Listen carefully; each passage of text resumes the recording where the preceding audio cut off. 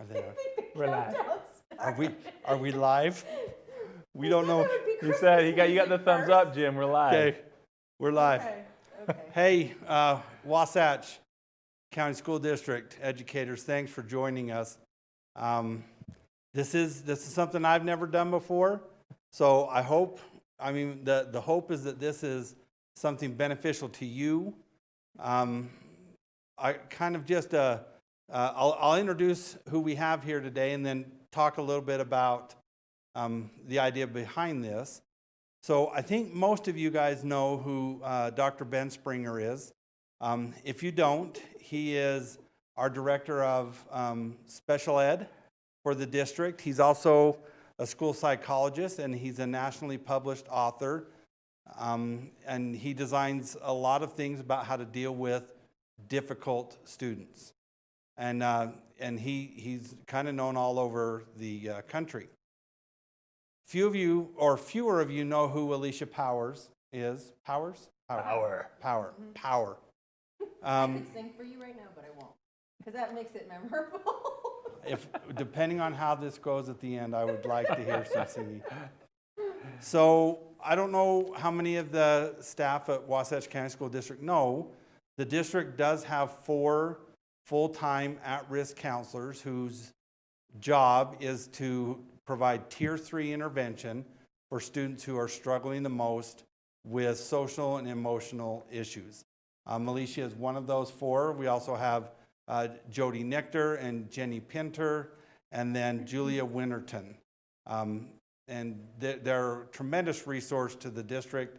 You don't see them very often, but they are busy all day, every day, working with students. And she's an expert on some of the stuff we're going to talk about today. So I'm very grateful you guys have volunteered to be here, grateful to be here with you. So what kind of prompted all this is, as I go around and talk to teachers and other staff members, I get this sense that we know that we're in a different situation than we've ever been in before. And the stress is significant. And I get all kinds of people saying things like, you know, the thing I wanted or the thing I normally get out of being a teacher, it's just not happening this year. Or I feel burnt out. Or my family is suffering because teaching is taking so much time compared with other previous years. And I take this very seriously. I believe that public education is the best program our nation has to offer. And that makes those who are working in public education contributors to the overall health of our nation and our communities. And when you guys are feeling this pressure, I feel the need to do what I can. And so I frequently talk with Ben about things like this. And one of the days when we were talking and he was giving all these great suggestions, I thought everybody needs to hear some of this stuff. And he also has published some curriculum with Alicia and his team of people that he works with that we're going to talk a little bit about today. But that's kind of the impetus behind this. And so if you're feeling kind of those same pressures and stressors, hopefully by the end of our discussion today, you'll have some things to help with that. So I'll just start asking you guys some questions, and we'll just start with this. How should teachers feel about this year? It's a good question, isn't it? I do have some things to say. Go. Okay. And so I think that if we were to ask anybody this year how they should feel, nobody would have any concrete answer, because I think the diversity of how people are experiencing this unusual time is it's just very unique. Each person experiences it in their own way. It depends on personality, how structured you are, how you can roll with it. And if you're not somebody who likes to just go with the flow, it's incredibly difficult, because there's no regular, there's no normal for anybody. And I've seen these teachers working, I mean, teachers work harder than anybody I know. And so, and how to feel about this, I think that is so uniquely individual that that there's no real concrete answer. And so I feel like however you are feeling is exactly what you should be feeling, right? And we're just hoping to maybe, if what you're feeling isn't, if it's heavy and if it feels really like it's just not working, then hopefully today we can give you some skills to be able to improve your experience this year. But I don't think that there is a should. That's just mine. Yeah. Well, and we have a mic. Oh, I don't know if yours is still on or not, I but think that we was. should do something exciting with this. I think it looks great. I think it's very I natural. take that as I'm plenty loud. Or maybe it's just that my mic's not working. Okay. Thanks. Ben, you were going to say something? Well, I think exactly, and the gist of what I hope we can accomplish today, and then supporting educators from all over, particularly here in Wasatch, is these next few months aren't like going to get easier, right? There's not like an end point that we have in mind for any of this stress or dysregulation that we're all experiencing. So I want everybody that's watching and everybody that's interested at all to kind of hear what Alicia's saying and validate it. Like, you totally should be validated in what you're feeling right now. No right or wrong. There's no right or wrong. You shouldn't be doing more or less of anything. And if we come off or anybody tells you otherwise, you can kind of like just laugh them off, because each one of us are experiencing this totally differently. And so that would be the one kind of checkbox I want to check. And then hopefully what we can cover today, and through our professional learning communities, through just the networks that you have here in Wasatch, whether that's your grade level team, your departmental team, a director, an instructional coach, a principal, whomever, reach out to them and start tapping and ask for help, right? That's probably one of the hardest things for us grown-ups or adults, is to be like, this sucks and I think I'm dying. This is really hard for me. And we don't want to come off as like we're not capable, or why can't we cope like everybody else is seemingly coping. And we just got to be able to ask for help. So I kind of hope we actually can start generating those discussions across the district, that you can ask for help, feel comfortable finding that help. And hopefully today we'll deliver some breadcrumbs that'll lead to those areas of help. But please reach out to Jim's office, my office, any of the places that you feel comfortable reaching out to if you're feeling like this is getting overwhelming, because all data points to COVID still being here, flu season still being a thing. A lot of activities and stuff that we were planning on aren't happening. And every holiday season, there's this, we call it a post-reinforcement slump. So like after Christmas, a lot of people get down, because that was kind of what we were looking forward to. We were looking for these breaks, these holiday breaks, and there's a slump. So I hope we can prepare and get some tools out there for y'all.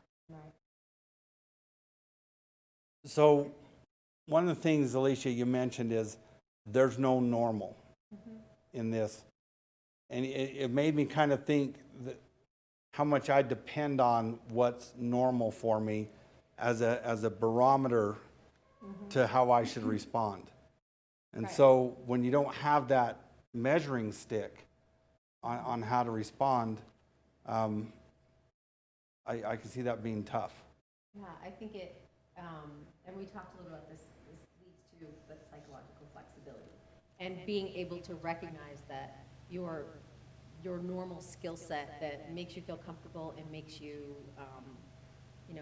feel like every day is a manageable day and that there's some regularity to it. This is actually kind of an amazing opportunity, I think, even though it's stressful and difficult to be a teacher or anybody right now.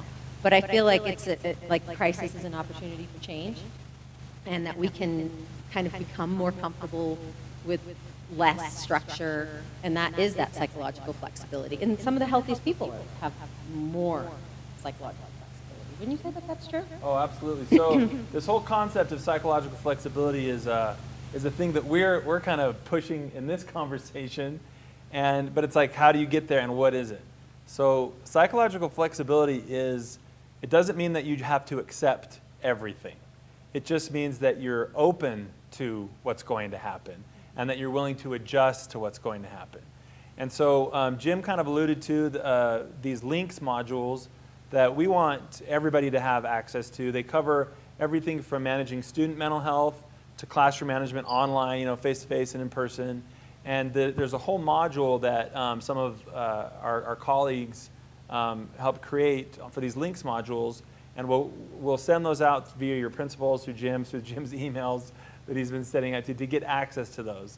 But the gist behind psychological flexibility, I don't want to sugarcoat or undersell how important it is, but the gist behind it is letting, if you can kind of imagine every one of us standing on the beach, on the ocean, and the tide's just coming in really heavy and strong.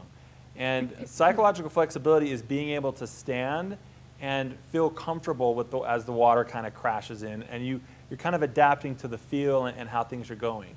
And everybody that is, that's enduring this global pandemic, if we're getting by and we're doing okay, it's because we started to become a little bit more flexible with the tide and the waves that are crashing in.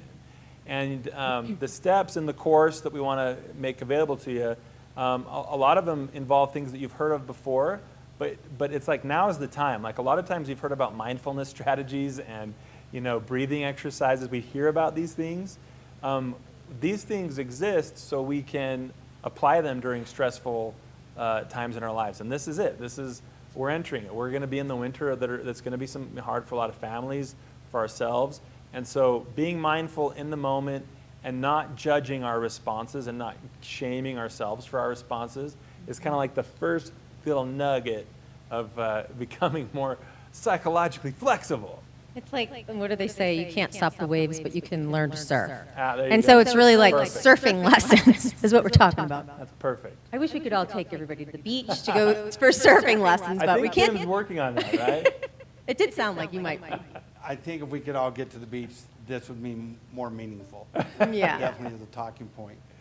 But I do think that in saying that, right, we have tools for everybody to work on becoming more comfortable with this lack of normal, the lack of structure, and sort of become a little more fluid with what's happening. But we're also here to encourage you that you have everything you need in this very moment to access that. Right. And that it's not like you have to go to another training. You don't need to read another manual. You have everything you need in this very moment to be okay with the lack of, everything's an unknown right now. Like you said, the next few months are going to be, they could be very difficult. We don't know. We certainly know that life isn't as usual. Like we were just talking here before we started about what our Christmas plans were. And we were all discovering that, it's not exactly what we want. It's going to be good. And so we're trying to be psychologically flexible with what we're going to do this holiday. And so with saying that there are tools that you can use to become more psychologically flexible or just more flexible in general with the lack of structure right now. It's not work. You have everything you need. You just need to figure out how to kind of access it, how to organize it a little bit better, so that it can be a useful tool. So, excuse me, listening to you talk and trying to paraphrase what I'm learning here, this concept of psychological flexibility is part of a big deal. So I remember when I was going through a very tough moment in my own personal life a few years ago. It was a very dark moment in my own personal life, and I was sitting in my office, not knowing what to do, how to handle it, where to go, and I don't know if he's listening to this or if he remembers this, but Sean Kelly had heard that I was going through this time, and there I was sitting at my desk, just an emotional wreck, and he shows up, and he said, and I can still remember the words, he said, "You've spent your whole career trying to be there for other people. You're going to need to tap into your network right now." And so when you mentioned that, Ben, it kind of resonated with me. And I sent this in one of the emails. We've got this glorified version of teachers that come into movies about teachers that they're heroes and they're beyond the Flawless. yeah, they're flawless and they can give up all their time and when you dive into those stories of those movies, those teachers all quit or got fired or something. It or wasn't had so heart glamorous attacks. after Right. all, huh? But there was so much power into me tapping into my network and just writing out the fact that I need a bigger group of people than just me right now. And I don't know if that's part of this psychological flexibility when you said that. And the other thing that resonated with me when you were saying about riding the waves and stuff is this term that I learned through that period was radical acceptance, where there's going to be these emotions and I need to ride these emotions out and not try to suppress it, not try to ignore it or feel bad about it. It's going to happen. That's completely it. And that's a beautiful kind of story too, because that happened at work, Yeah. right? And I just want to echo everything Jim talked about like reach out to colleagues. Both of my parents were teachers. We all work in education. We kind of have like a great opportunity to get closer and reach out. And I know, it's kind of sucks, but conflict and stress leads to growth. And every one of us could take a little page out of what Alicia was talking about. This is opportunities, right? We can do that. And I absolutely love everything about. It's weird to be in mental health professions during crises because so much attention comes to what we know and are trained on is like coping and stress management and distress tolerance. And I want everybody to know there is plenty to learn. This is just like the attitudes that we have, like growth mindsets in professional learning communities to help solve problems for our instruction or our pedagogy. That can all be applied for ourselves. And a rallying cry that I've been hearing since July with educators in particular and healthcare workers is who helps the helpers? Like what's the reinforcement like? And it's in the mirror. Like there's nobody out there that's going to help you besides you. Like Alicia is fantastic and Jim's wonderful and we can bounce ideas off of each other and our colleagues are great and definitely branch out and reach out to them. But all we can do is like nudge and help and just kind of give ideas. Radical acceptance and these concepts that we're talking about, like mindfulness or anything, any kind of term that we give, it's going to be up to us individually to apply them. And it's hard, but it's an opportunity. And I think we can come out looking, at the other end of all this stress. It's gonna end anyways, and we'll be able to look back and say, wow, I learned a lot, or wow, that kicked my butt. And it's just kind of, which route do we want to go with that? And I love the concept of radical acceptance because I think that's exactly what we need right now. And I'm guessing that the concept of radical acceptance helped you in that moment. Very much so. Because you just were able to, instead of fighting it, and there was probably something there saying, oh, I need some attention or... Well, for me, and we were talking about this before we went live, teachers live in a very structured world. Yeah. Our day starts with the bell, our day ends with the bell, we're segmented in, and we kind of have total control over the four walls of our classroom to a large extent. Right. We're not used to feeling out of control. Right. And it wears us we wear it uncomfortably. And so when I was introduced to that term radical acceptance, and it was kind of like we're going to give you permission to be okay feeling out of control. Yeah. Because you are a little bit out of control right now, but that can be okay. Yeah. And I think amazing things happen when you can accept exactly the way things are in the moment. Like right now, what are teachers probably accepting? They're accepting that there's no containment for their work, or their home life. Like they feel fluid. They're always working or they're always parenting. And that's something to probably encourage people to maybe work a little bit at is keeping your, is this one over here? Maybe I'm just not supposed to say Ooh, that one anything. sounds good. Ooh, does it? I heard it. Oh. And we can feel it now. I can feel it now. Sorry. But I do think that, you know, the radical, this is good, okay. Sorry. Accepting that. Wait, we should just demonstrate how psychologically flexible you've been with this Yeah. whole microphone situation. I'm rolling with it, right? Like this didn't work, that didn't work, but whatever. But all kidding aside, you could have reacted very differently right now. I could have.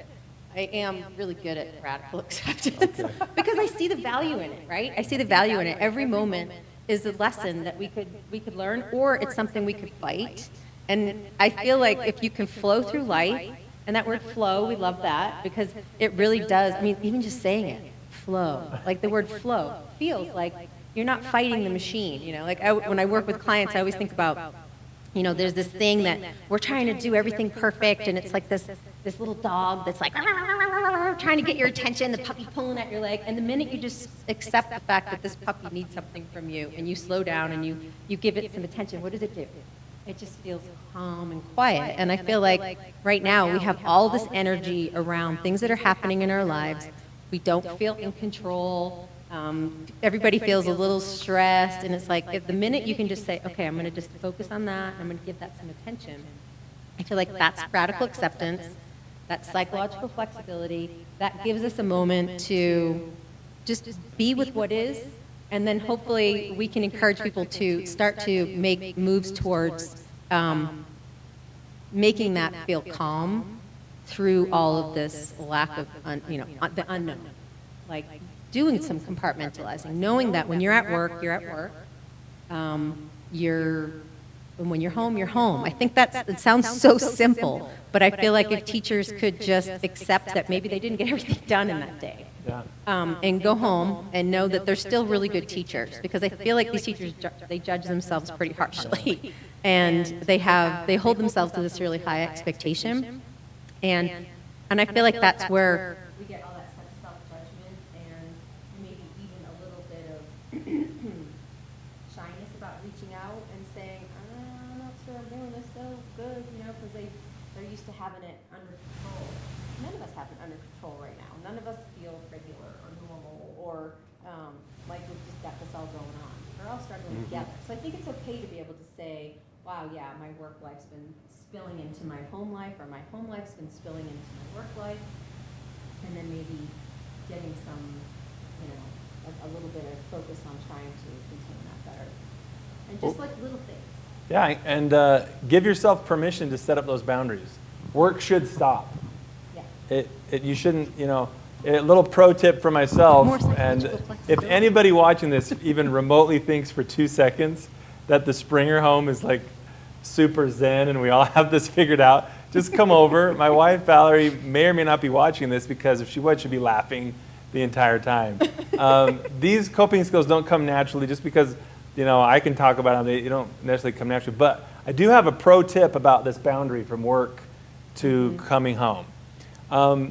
Develop a ritual when you come home and actually shed something. So change your clothes like Mr. Rogers, or wash something off, like wash your face, wash your hands, and visualize that's the work day. Separate it. We need these boundaries in our lives, particularly now more than ever, because the boundaries that we were relying on before the pandemic kind of vanished. So we got to come up with our own rituals and our own boundaries now more than ever. And so that's my little pro tip. Whatever you do, pull a little Mr. Rogers, come in, take off your coat, switch on the Vans and the sweater. You are home now. You're home. Yeah, the funny thing about that is even as a kid, I remember he changed his clothes, but he's wearing almost the exact same thing. Oh, You're yeah. like, why did he change? I didn't know what He he was just really changed changing his color into. of his sweater. But it was, I've heard in interviews with him before saying that it was symbolic that Yeah. I am now with you. I'm in your space, and this is a symbol that I've transitioned to be with you. I mean, we could learn 100 million things from Mr. Rogers, but that's 100% something that I like to share. My routine is wash the hands, wash the face. That was the work day. Right. And I'm done. I don't even want to think about it. If somebody asks me about work, I'm like, meh, what's going on? Like, let's I'm a not- psychologist? Yeah, it's not going to blow your mind. It's, Right now? No, right I'm now, not. it's No, like- I'm not. So that's my little pro tip. Create rituals, and if you're watching this and you're bringing work home and stress is just overwhelming, if you're not going to give yourself permission, I'm giving you permission. Create that boundary as soon as you get home. Make a ritual out of it and don't feel bad 2 seconds about it. That work will be there tomorrow, no matter what. If you were hyper prepared or you just, you let it, you didn't fall out. You can do this. Give yourself permission, and if you don't, I want to give you permission right now. Leave work at work. And permission to turn off notifications so that you're not compelled to check your email or any of it, you know? Have you heard anything about the rewilding? No. I know we talked a little bit about it, but I feel like, I don't know if it's an appropriate time or not, but I feel like I know what want it is. to to get share wild. about rewilding. But it's the whole idea of that we have become creatures of tech. I mean, we depend on technology 24/7. I mean, we're either at work, and then now even at work feels a lot more technology driven because we have to do all the Canvas stuff, which is very necessary, but still pulls us into that technological world. We're either on our phones, our computers, we go home and watch TV. And this whole idea of rewilding is about just shedding all of that.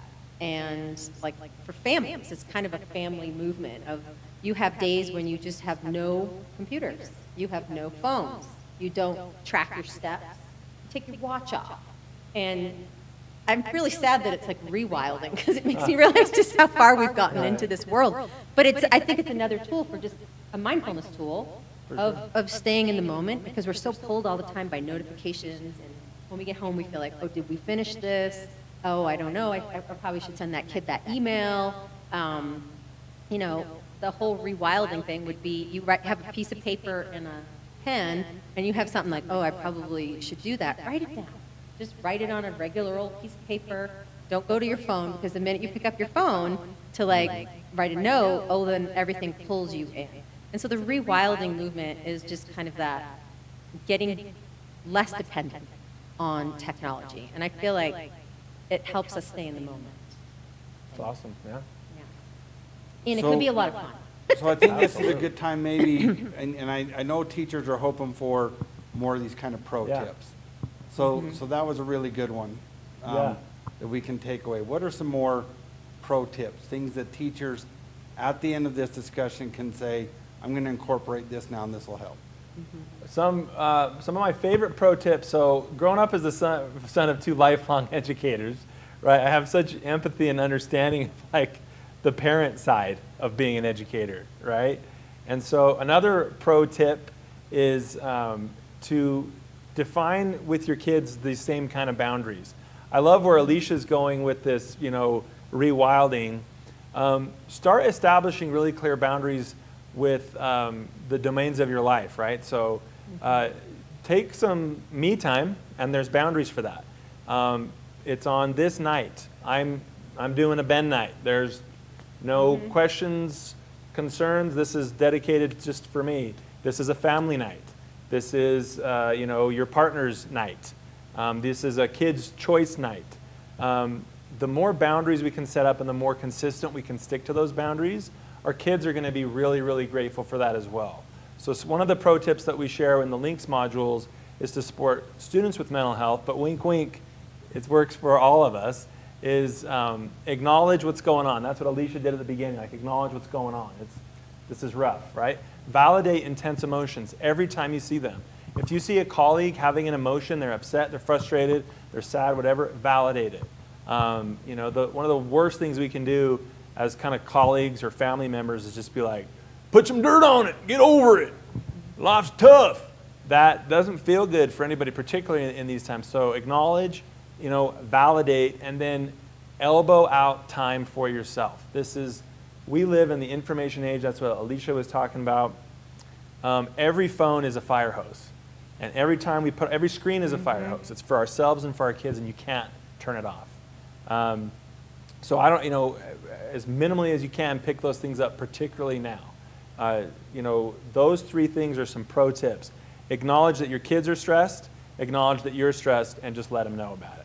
Validate their emotions from your kids when you see them and be like, oh my gosh, I totally get it. This would be rough. I mean, if you have anybody, all schools are, having difficult times, obviously, but the high school in particular, if you have high school age students or kids of your own, it's a tricky time because school's been shut down, off, wearing masks.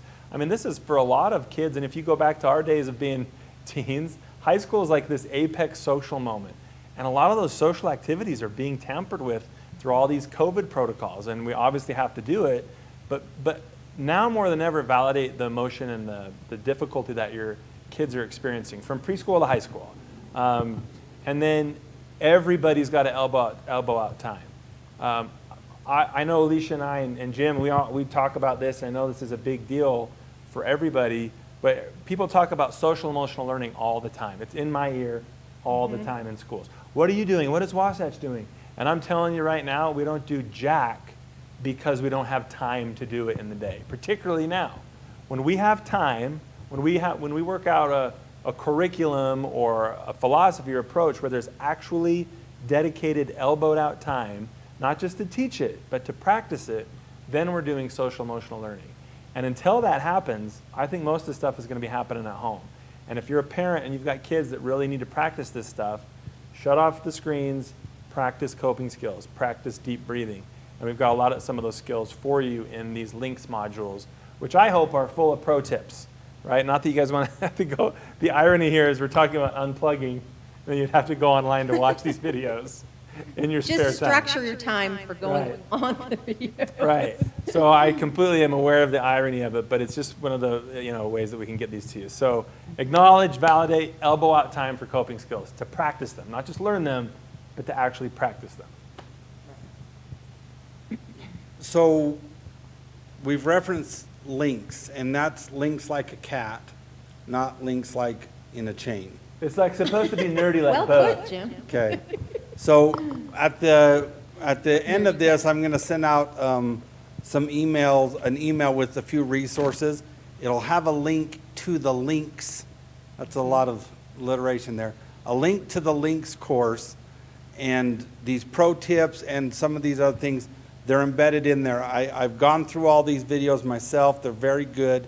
They do not take a lot of time. I think the longest one is like 18 minutes is all. And there's a section in there for teachers, but there's also a section for you to work with your kids who are probably experiencing some of the same emotions that you are. And so it's great stuff. This is a little bit of a promo to get you to do that, and know that those resources are there. Because I think these pro tips, even if we just get a few of them, that there's a feeling when you start to take control over your destiny a little bit that is so empowering. And even when you just do a couple of these pro tips, it feels like, okay, I'm taking control of this. I'm tired of feeling like I don't have any say, and you just feel better. And they're simple. The tips and the tools are simple. They're not something you're going to have to like read a whole manual. Right. They're things you can do immediately, which is really nice. Yeah. And one thing I've noticed is like a lot of people have been talking to me about in the midst of all this stress that they're thinking about making big life decisions, like changing a job or and I'm one who, and I don't know how you guys feel about this, but I'm always encouraging people, this is not your time to be making big life decisions in the midst of kind of like pretty much, I mean, it feels like turmoil, right? Like I'm laughing when I do therapy with couples, like saying you never judge your marital satisfaction when you're just had a new baby. I mean, it's like that kind of thing. Like those are not your times to be making big decisions. Like right now, it's about settling in, psychological flexibility, using your community, your team for support, asking for what you need, compartmentalizing your, like the boundaries of things like that, but keeping things a little more simple and not trying to make things more complex. I think this is a big thing, what you just said, because it's not very many, but I have heard some teachers tell me, I'm rethinking this career. The stuff I get out of teaching, I'm no longer getting out of teaching. Whatever kind of efficacy that was built in a normal year, it doesn't exist this year, and I think I'm ready to be done. And to hear that you talk about don't make big decisions in times of turmoil, I think is a big. Because our data for making that decision right now is not your average. Do you know what I mean? It's not like you can say, well, I've been doing this for 5 years and this is the way I feel. I mean, this is a moment in time that we all feel a little off, right? Like, am I doing a good job? Gosh, I hope I'm doing a good job. And another thing for teachers too, I think that I've heard a couple of teachers mention is that they feel really exposed. I mean, everything they do is now on Canvas, and anybody can see it, and it's like, you know, it just feels, it feels really different. Everybody feels that way, you know, and so there's all kinds of just like emotion, like intense emotion in the world. So it's like, This feels awkward for me, it does. because I know people are staring at me that I can't see. I'm just pretending that they're all here. Right. Give them a big hug. But when I was teaching, and you could close your door, Yes, you really had a lot of autonomy. yes. And that doesn't You were kind of exist. in your space. We just invited parents to view everything we're teaching. Everything, so it's kind of like, you know, you're Fishbowl. exposed. Right. And so that feels really different too. And everybody's feeling that, Yeah. right? Everybody's feeling a little bit off. And I love the idea of like just using your community, validate each other. We're all feeling that way. And that there's no right or wrong way to do it. But definitely don't be making huge life decisions and deciding that I'm going to change my career or I'm going to, you know, move far, far away. It's just not the timing to make our best decisions for our Totally. future, right? Totally. I have a thing, this is definitely not a pro tip. This is kind of like a jackass tip. Is this a from- confession? This is No. a confession from Ben Springer, from the heart. I have a saying that when I'm feeling like inadequate or super vulnerable or just that I suck, and I see other people that I'm just like, they got it figured out. How did they do it? How did they crack the code? I go into, I have a thing that I say, okay? And I'm not saying this is a great tip, but I call it, it's the Fakertons. So we make believe that someone else has this perfect life, and they're the Fakertons. And if I just tell myself that's fake, nobody has this figured out. Because how could you, honestly, if you look around, how could you literally be like, you know what I'm ready for? A global pandemic. Yeah, I am down. I You have know what this I all love? figured out. Planning every day, day to day, not knowing what the heck I'm doing. Right. And so anytime you start feeling that other people haven't figured out, I'm not saying you should do this, but this is what I tell myself. Oh, look, it's the Fakertons. They're faking. And faking. Make sure that you pronounce the A in this, or it turns into a much more vulgar saying. That's my little Yeah, there you non-pro go. tip. But The it's Fakertons. definitely a tip on But the it helps release pronunciation. my stress, just so you know. The Fakertons are faking it. Oh my God. Yeah, but there is that fake it till you make it. Well, kind of and Yeah, there's this- also do that. Yeah. And there's, from what I gather, there's a significant amount of unhealthiness in comparison. Absolutely. Yeah. Who was it, Eisenhower, or the comparison is the enemy to joy? Ooh. That's a, Yeah. that's a real thing. And we train, I know we talk a lot about it to adolescents and social media, like, that's the risk. It's not the screen time that's poisonous. It's the It's the comparison. comparison that's poisonous. Right, And- you're no longer comparing yourself to just your neighbor. Right. It's now the world. Yeah, Yeah. and so it goes with the colleagues. Anytime we work in a professional community where you see other colleagues, we're at risk of comparing ourselves, and just don't do it. I mean, Yeah. You're all unique and amazing. Yeah. And I think what you focus on grows. So if you're focused on constantly on what isn't right in your work or at home or in life, then that feels bigger. And so if you're able to maybe shift your focus a little bit to things that are going well, things that maybe your family might be feeling a little bit closer or spending more time together. That could be really annoying for some of you. But you know, like things that there are little shiny spots right now that are little gifts that we would never have experienced if this whole situation hadn't happened. And so what you focus on grows. And I also think that if you're focused on the news all the time, like I've actually stopped watching the news. I've decided, and my husband, I have to keep telling him, don't tell me, I've chosen to. It's not one of those things I want to focus on right now. 'Cause- We got a new president. yeah. I didn't know if you'd heard that. Oh, I did pay a little bit of Okay. attention to that, Okay. but we're not allowed to talk about that here. Okay. But it's true, like, if we're watching, everything feels a little intense right now. Yeah. And for if we sure. could, that's part of that. Unplug. What'd you call it? What do you, rewild? Rewilding. I don't know why I like that so much. This is fun to say. When you say Rewild. rewilding, I see myself going in front of my family in some animal skin, Yeah. saying, Yeah. I'm rewilding, guys. And you're like, I don't know I'll about see this. you. Pro this school tip. job. This Pro might tip. be- Visualize Jim going full caveman with his family. If every one of us I'm heading out visualized to the woods. Jim Judd going caveman, I think all of us would feel much better. I know I do right now. Yeah. I do too. It That, actually re- really that fun. really helps with me feeling comfortable with people watching. Okay. That is fun though. Yeah, I like the term. I could see that little something happen when I said the word rewilding. You were like, I had a visual. ooh, I have one too now. I gotta go now. Yeah. If I'm not back in 48 hours, call search and rescue. Okay, we've gone here for a few minutes. One other piece in the links curriculum I just wanted you to highlight, and again, to all the teachers and anybody watching, I'll send out emails of where you can get more in depth about the stuff these guys are talking about. You have a bit of a mindfulness journal. Yeah. Why don't you speak a little bit about that?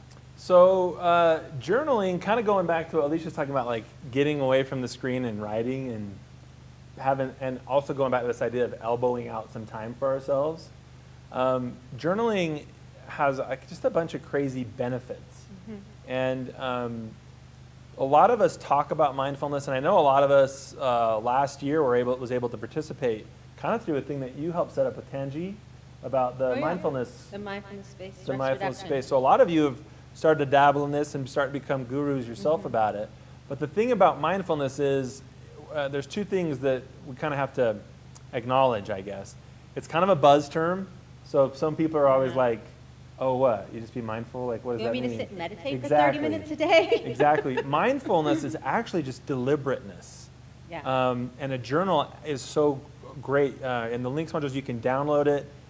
We recommend printing it off. I mean, get a good old number 2 pencil and journal these moments that you have.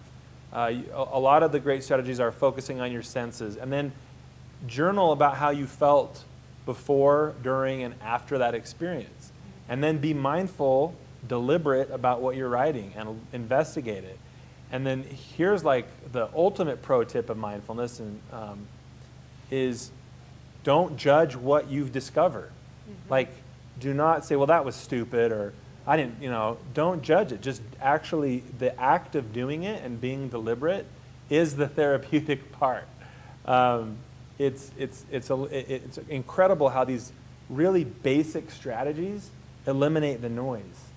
And if you can go back to any moment when you were feeling your most just kind of carefree or in the zone or just problems were kind of melting away, it's because you were doing something super deliberate and you were focused on it. And it doesn't have to be teaching. It doesn't have to be being a great spouse. It doesn't have to be being a parent. Just do something where you can immerse yourself. And what's incredible, it doesn't need to be you have to train for a marathon or do something. It can literally be a number 2 pencil and a piece of paper and listening to how that scrapes across the paper and how you react to it. And just getting into that zone, it's almost like it's a battery charger, right? Our deliberate efforts charge our batteries. And I can't explain it. I don't know why it works that way, but it 100% does.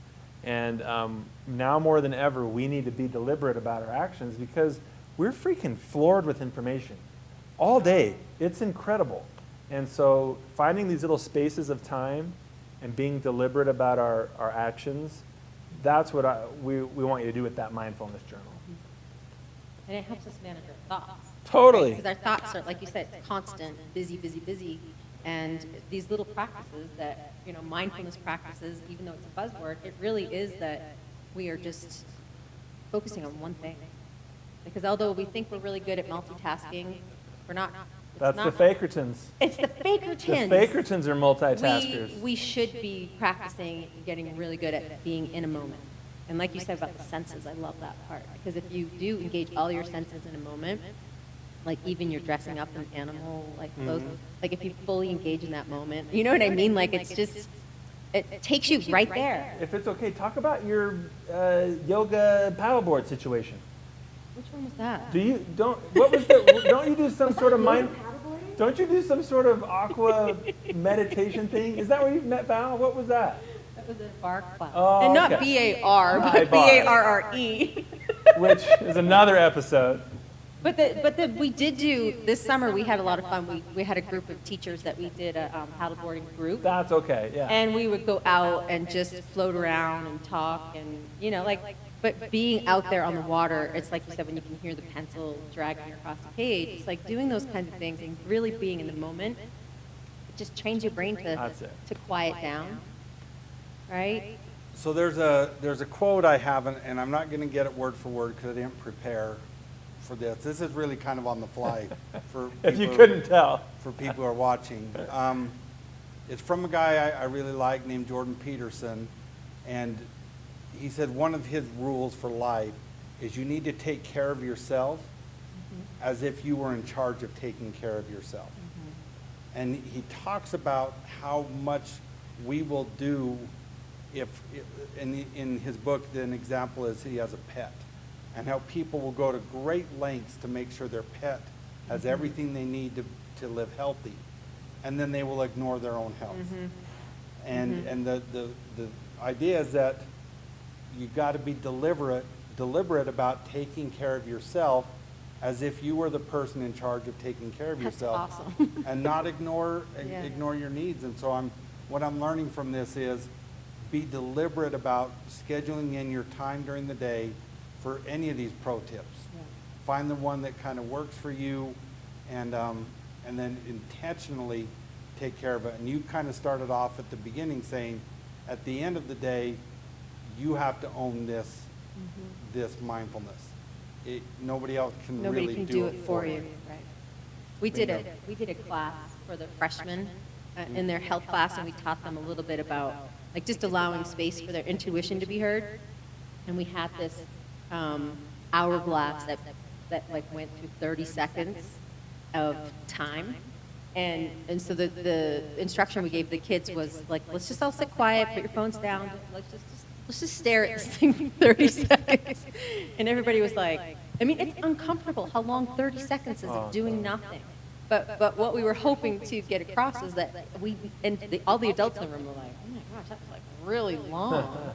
I was like, it's 30 seconds. That's all it takes is 30 seconds. We're not talking that you have to spend, like we were saying, 20 minutes of meditation or anything like that. It can be 30 Totally. seconds. It's a very intentional, Well, quiet. this is a flashback to another Mr. Rogers moment Oh, when he taught everyone about a minute Yeah. of meditation. did he really? And he stopped all noise on the show for a full minute. And, you know, I guess you can get away with that on PBS. You can- Now they'd be like, fill that space, fill that space. Content. So I do want to kind of wrap up. I want to give you guys any chance to, any last words here. Well, we were talking earlier about we were talking about, well, you mentioned it too, that right now it feels a little bit like the grief process. Oh, yes. And I really did love that for you, that was your experience. Like right now, you feel like there's so many things that the change, the loss of activities, family vacations, just getting together with your parents, you know, I mean, like a lot of our parents are elderly, and so there's a lot of grief, and like right now it feels, we're feeling that, right? The denial, the sadness. and Rage. The rage, like all the different phases that we all fluctuate through in any given day. But Ben and he was sharing with us before we started kind of his, I want to call it a Benism, but I don't know. Yeah, I don't know what to call you. You guys can be the judge of it. It did give us a pretty serious visual, but it was fun. This Okay. is hot off the press. Just thinking about this stuff lately. I think stage theory is a thing that we all progress through certain things and you learn certain things, okay? So I've kind of tentatively come up with these stages of being a parent and educator during the pandemic, okay? So we'll end on these, okay? Okay.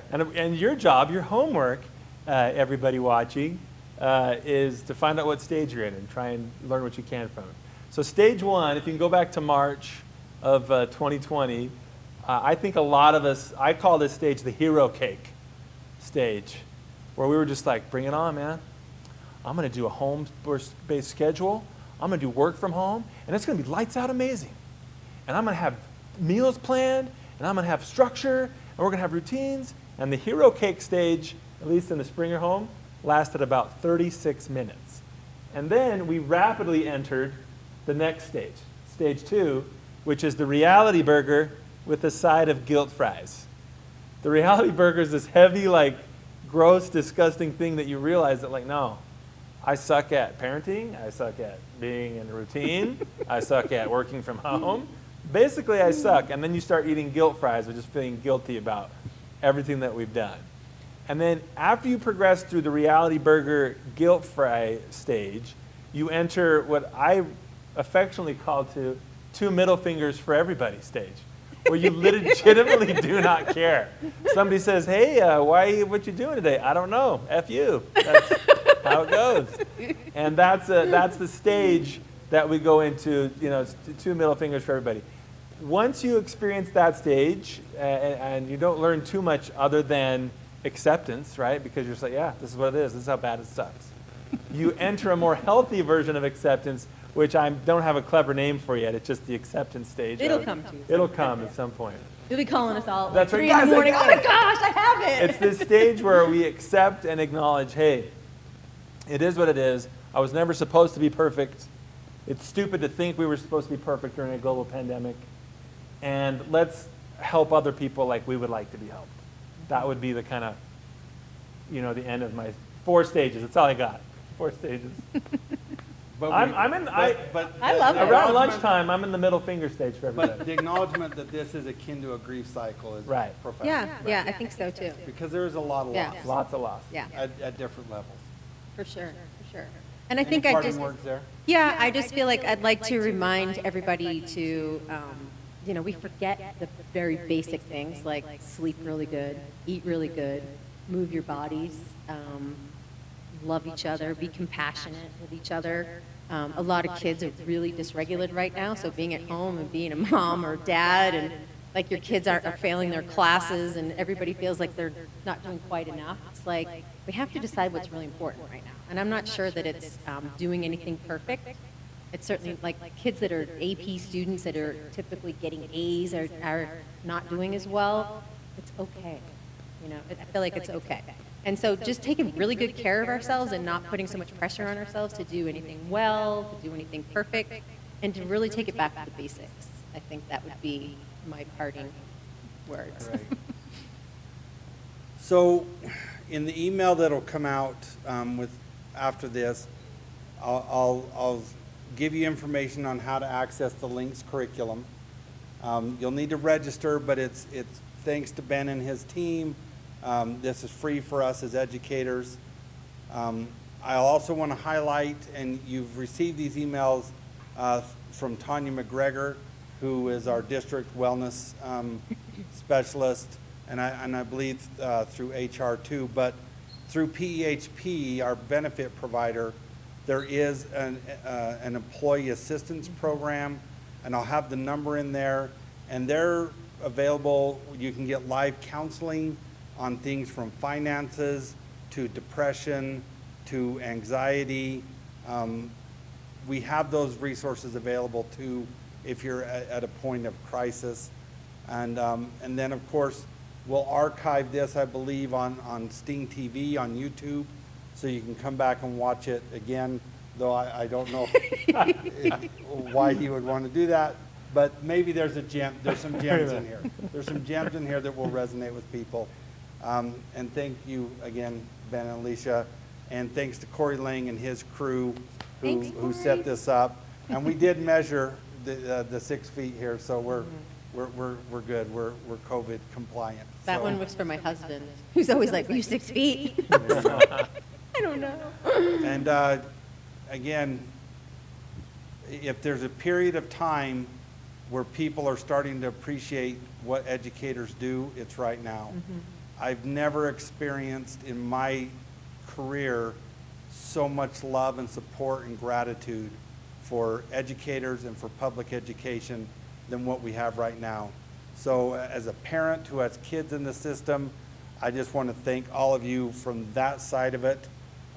We love you. We pray for you. You're about the best thing that's of impacting the quality of our communities all the way to a national level. So if I don't see you guys before, I hope you have a great Christmas break.